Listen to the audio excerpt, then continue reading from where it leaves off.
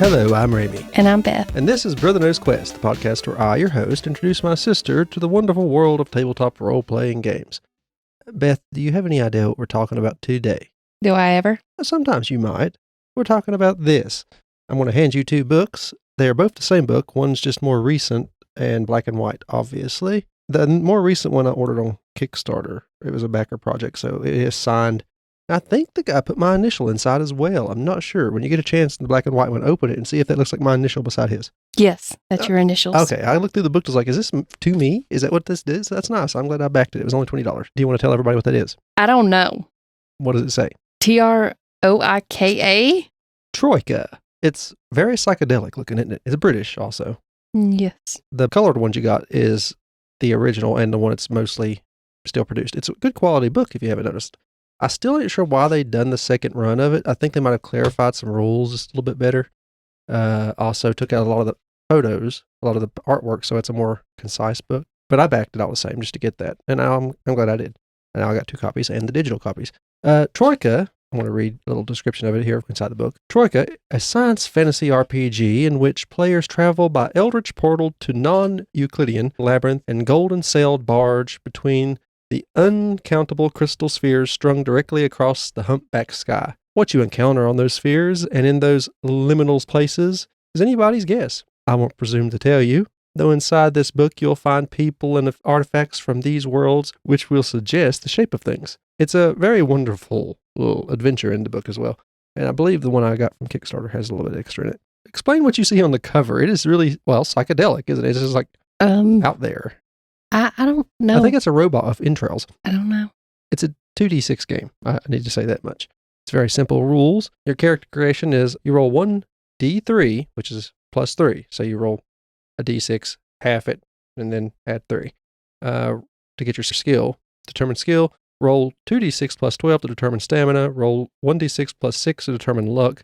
Record baseline possessions that everyone has, which is 2d6 silver pence, a knife, a lantern, a flask of oil, a rucksack, and 6 provisions, and roll 6d6, which is 2 6s, on a background table, which also gives you more possessions. The backgrounds are the reason I'm bringing this up, because it literally says the setting is kind of vague, and it leaves you a lot for you to interpret yourself.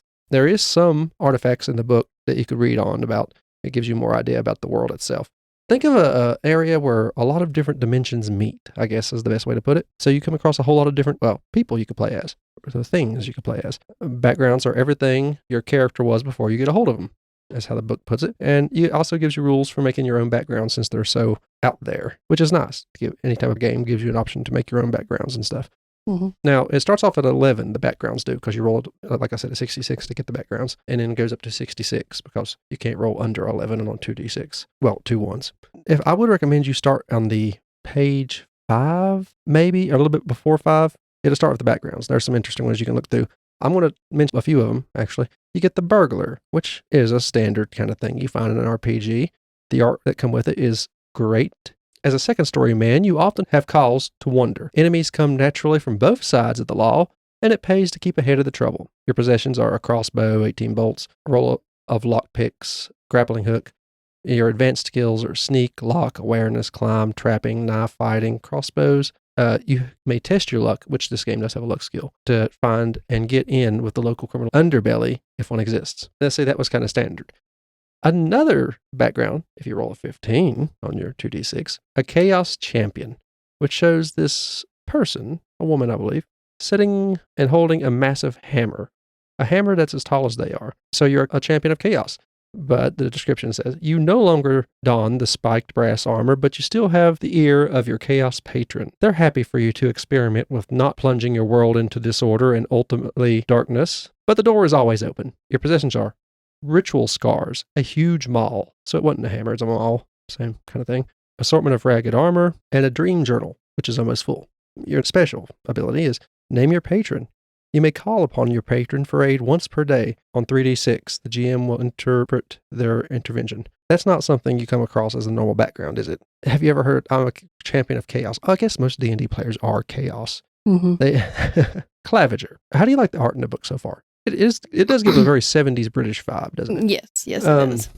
The Keymasters wander the universe, fathoming the workings of all entryways. Though they're quite fascinated with simple chests and doors, they are most excited by metaphysical and metaphorical barriers. You might find small conclaves of Clavengers camped around the feet of a demon gate, or debating appropriate methods of attack or building obscure machines of entry. You're festooned with keys, which counts as armor to you. You have so many keys on you, you're just covered in armor. A distinguished sledgehammer, which works like a maul, and lock-picking tools. And you have a lot of skills like strength, trapping. You have the spell open. You can see through things of another spell you got called see-through. Your advanced skills also mauls and, locks.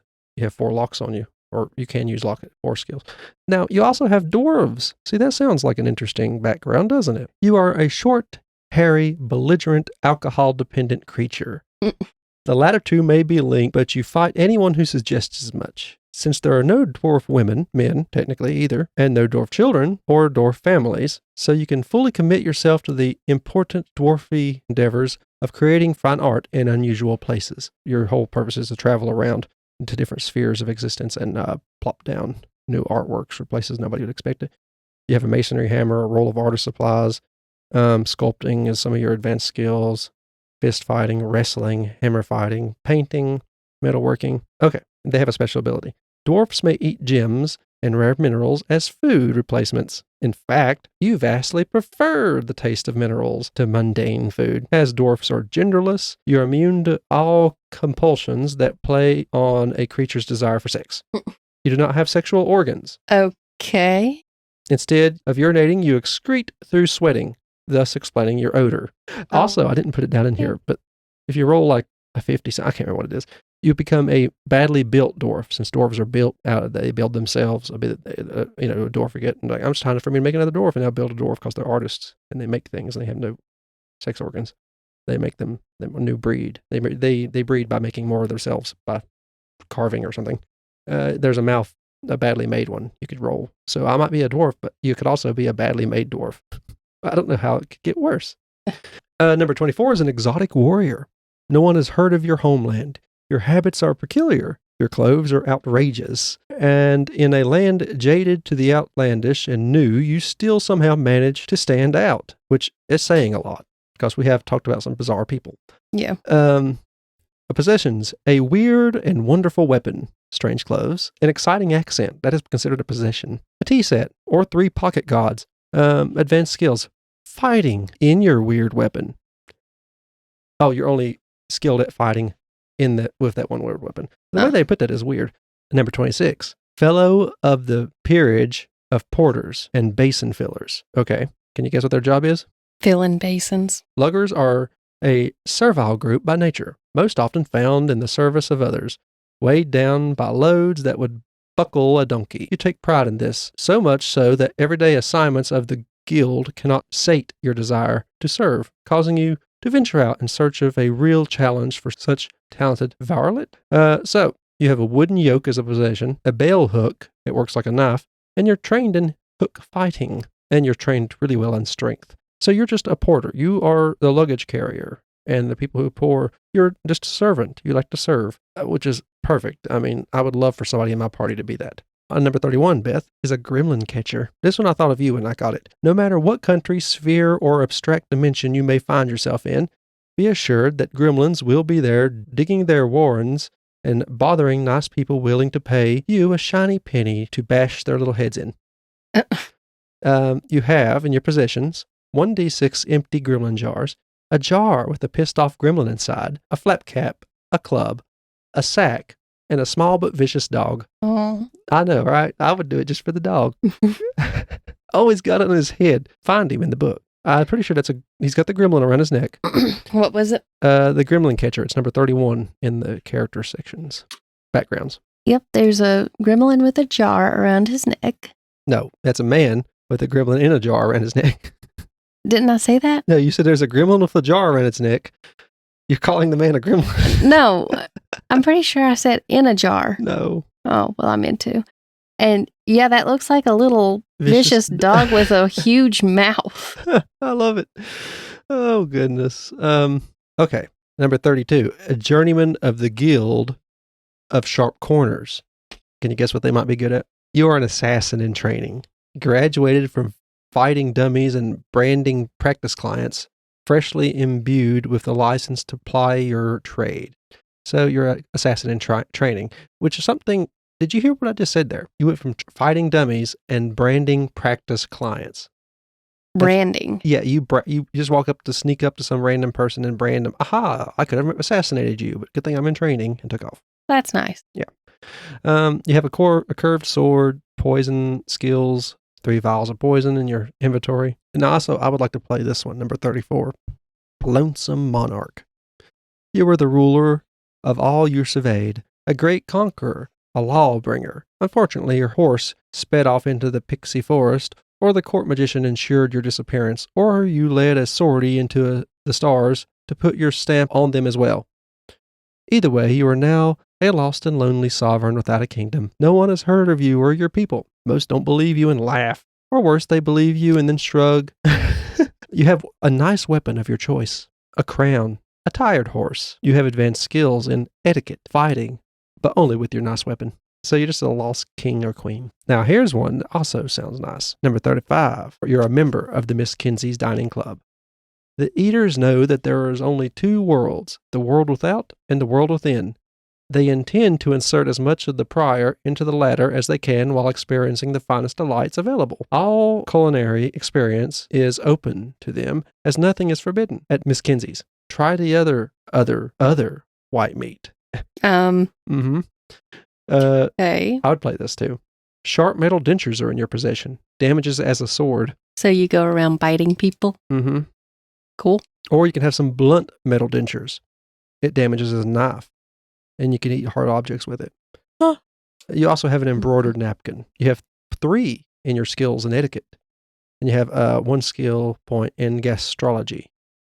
Eaters are immune to mundane ingested poisons. They may also identify any object if eaten, gaining knowledge of its material, its origin, and its magical properties. You have to test with your gastrology skill to do that, though. Now, that one does sound fun, too, doesn't it? There's another one in here I thought of when I seen you, though. Yeah.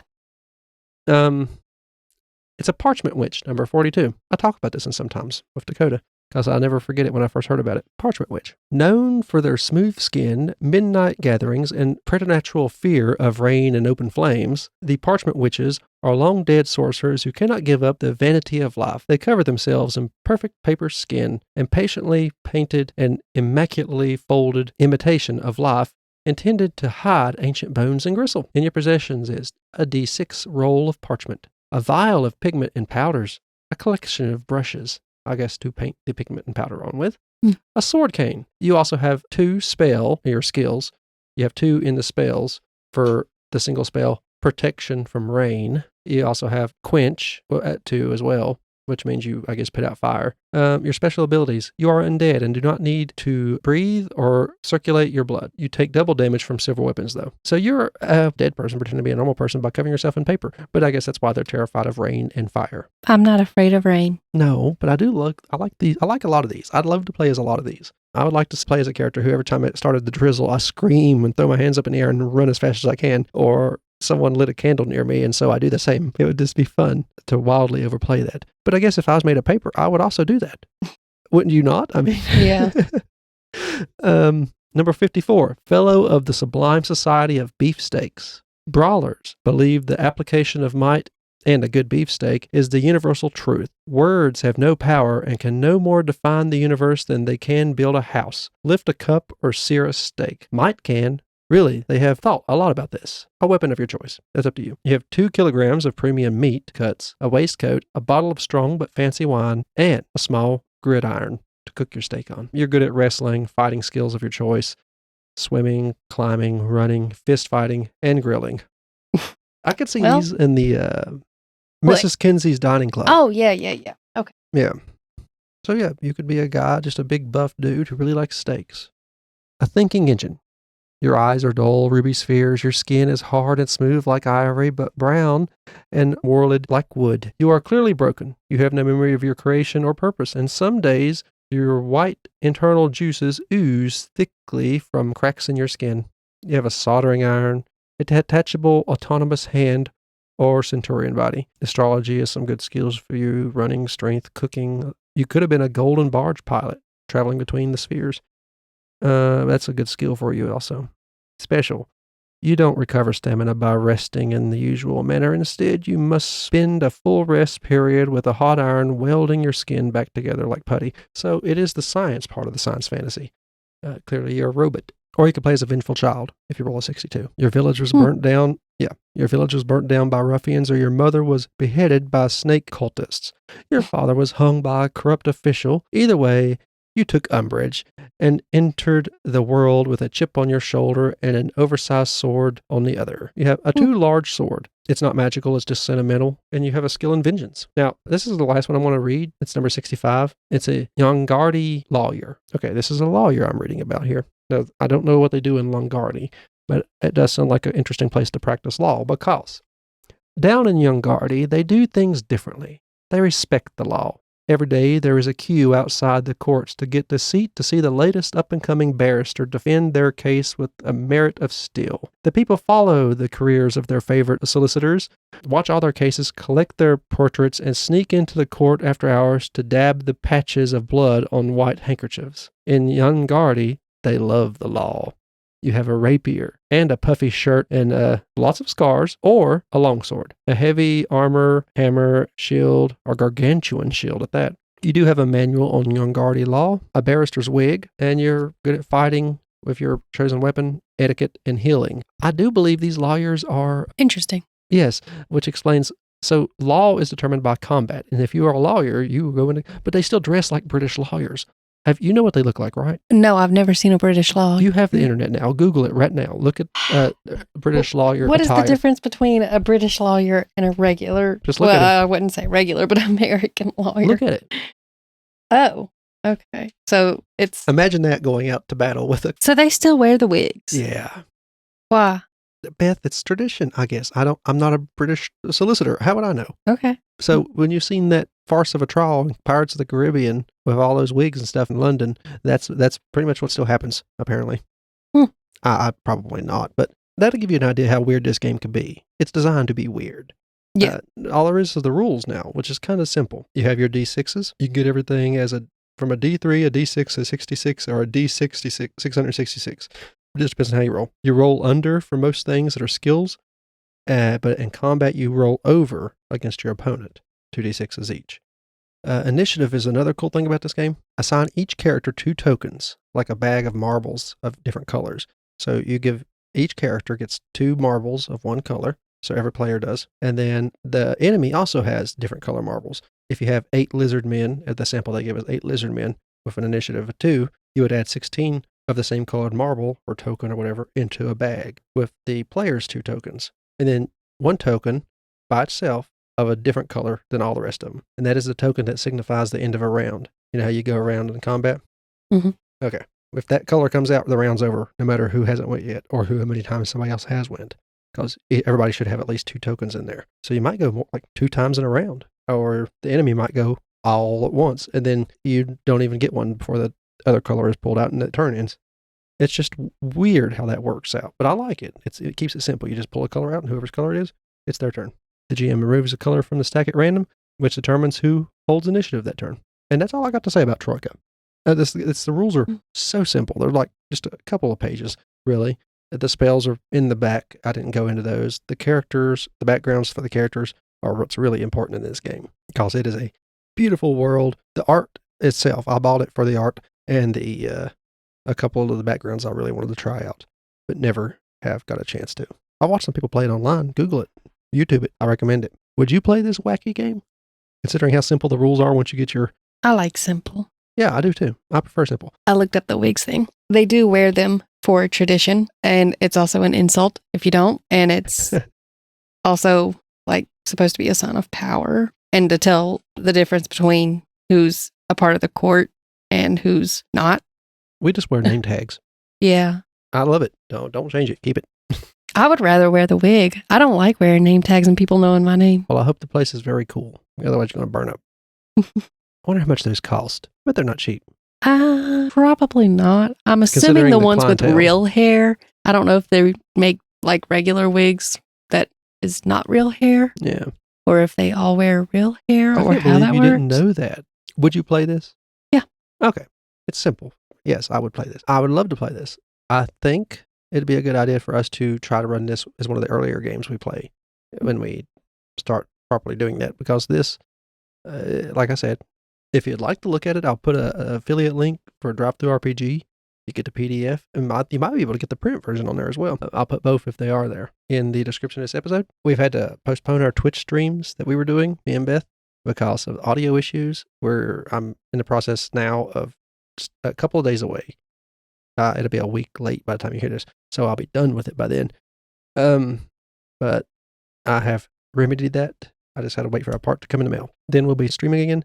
So we'll get to play Halo again together? Yeah, but we're not going to do it on Twitch. We're going to do it on YouTube. Big change. Now that I have a... Oh, I know more about YouTube anyway, yeah, I know, so... Yeah, so all the stuff we've been saying about Twitch, you could keep subscribed. One day we might jump over there and start doing stuff again once I get more used to the streaming thing. But for now, we're very comfortable on YouTube, and we will try to get that going and then branch out. I'd had to get a gaming PC just to get this done. So I don't want to mess up by trying on both places at once. Go to our YouTube, subscribe there. You'll start getting notifications from them if you sign up. Click the bell icon, like and subscribe, all the stuff you hear. If you are on audio, go ahead and head over there. You can also listen to our podcast there if you want, or on YouTube Music if you want to listen that way. It's all part of YouTube. If you're not, and you're listening to this on YouTube, well, anywhere you're listening, there will be a link in the description, a Linktree link. It will take you to all of our socials. Our homepage is the first link you come to. It will show you all of our other podcasts, which I'll explain those in a second. It'll give you an option to donate to whichever podcast you like if you want to donate. If you do, we really appreciate it. Follow the Twitter and the TikTok if you like. If you want updates frequently on what we're going to do, the TikTok may have some of it. If anything I can make into a video, anything I can't make will show up on Twitter or X. Anyway, thank you for listening. I've been Ramie. And I'm Beth. This has been Brother Knows Quest. Bye-bye.